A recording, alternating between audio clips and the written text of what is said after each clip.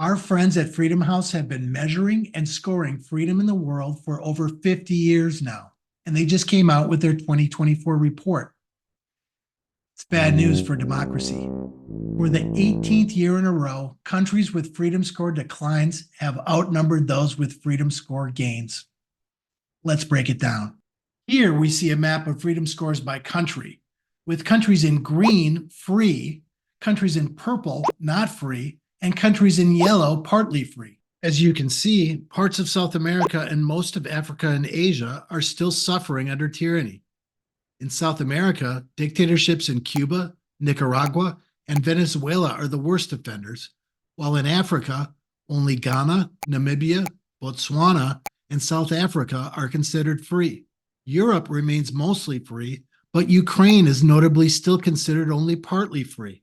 Israel remains the only free state in the Middle East despite Netanyahu's attempted power grab.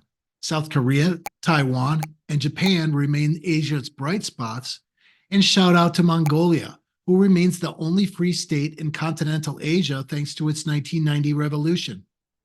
Now let's look at freedom in the world by trend. The countries in red saw freedom score declines, while the very few in green saw advances. Ecuador was downgraded from free to partly free because of a rise in violence by organized crime groups, including the murder of presidential candidate Fernando Villavicencio during a campaign in Quito.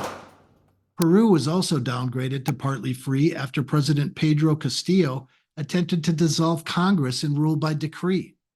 He was impeached, removed from office, and arrested on charges of sedition and conspiracy, but widespread unrest has continued. Niger saw a huge decline in its freedom score as it experienced a coup d'etat in 2023. Democratically elected President Mohamed Bazoum was overthrown and detained by the commander of his own presidential guard. General Abdurrahman Chiani then proclaimed himself the leader of a new military junta. He claims he will return Niger to civilian rule within 3 years, but has offered few specifics. Believe it or not, Russia became even less free in 2023 as Vladimir Putin intensified his crackdown on dissent, with nearly 20,000 detentions for alleged anti-war activities. Oh, and Russia's Supreme Court also designated the entire international LGBT movement as an extremist organization, prohibiting any advocacy on their behalf.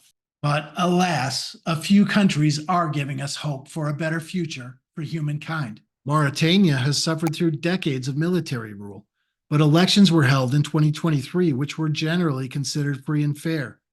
The government also stepped up its efforts to eradicate the institutional slavery that has devastated the Haratine ethnic group.